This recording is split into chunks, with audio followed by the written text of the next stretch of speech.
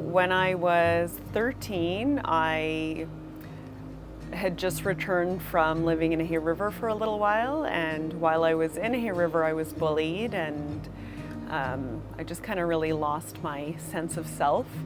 And then I came back to Fort McPherson, and my friends were experimenting with smoking pot and drinking, and up to that point I was like a goody-goody. I would have normally said no, but I think, you know, returning to McPherson and feeling a lot of pain, maybe, I gave in, and I had my first drink, and you know, I drank one night and I blacked out. My name is Jolene McDonald, and we need to talk about this stuff.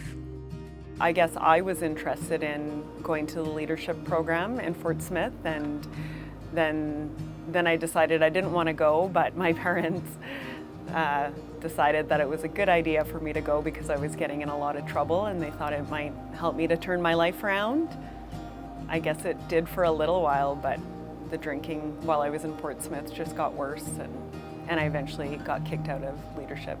I moved to Prince George, BC to live with my biological mom and my brother. It was hard to live with my biological mother. Like, that was the first time that I had lived with her, and we just weren't getting along, to be honest, and my drinking and drug use got a lot worse. I was introduced to raves, and that kind of became my whole life, and it was like the perfect place to do drugs and get drunk and have fun and just like not care about things. I did manage to graduate. I graduated a year late, and then I moved home to Fort McPherson, and for a year there actually I was sober. I moved to Edmonton, and one of my raver friends from BC became my roommate, and we just started partying. You know, my life got smaller and smaller because of the drinking. The blackouts never stopped, and they got worse, and it got to a point where I was actually scared to leave my apartment. I started ending up in lots of sketchy situations with really scary people. I would say that I was going to stop drinking, and I would commit to it, and then, I mean, that would last for not very long, and I would get lonely because the only way I could not drink was to isolate and stay in my apartment. I started with some counseling, actually. I saw a therapist, and she gave me the awareness that, hey, maybe you have a drinking problem. And then I started seeing an alcohol and drug counselor, and I started doing yoga. My sister and I started doing it, and just vivid memory of when it was a Monday, like the class was on a Monday, and I had been partying all weekend long, and I just remember like laying on my mat, laying on my back, and my nose started to bleed, and yeah, there was just this moment where I was like I want this good life, and like yoga like makes me feel good and it brings me into my body, but yet I'm like doing like drinking and doing drugs, and there's just a contradiction there. And I swore off men, and I swore off drinking. I made one of my millions of resolutions, but this time I was serious. But as usual, that actually didn't last, and I ended up pregnant, and that was like the moment of awakening where I realized like my life was completely unmanageable, and it was because of my drinking. I found out I was pregnant, and I wasn't planning on keeping the baby.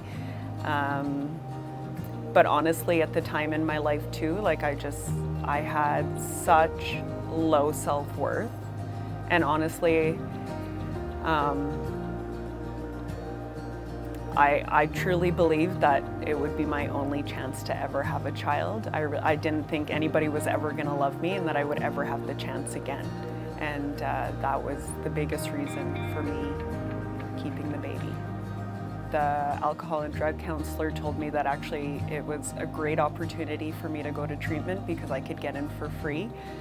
And I knew that like if I didn't do something to help me, that I was probably going to drink after I had the baby.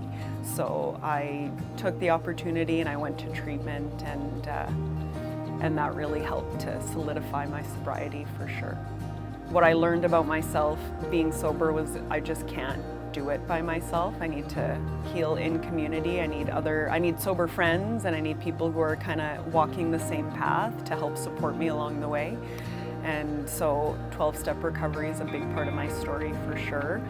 I also like to spend time on the land. That's just reminds me of why I'm alive, that there's something bigger than me. It just sort of reconnects me to who I am as a Gwich'in woman, and yeah, it just grounds me and helps me to go another day sober. So I continue to do my healing work with my daughter in mind, and I'm just hoping that actually she'll have less to recover from if I continue to do my own work. I hope that in sharing my story, others feel like they can heal too.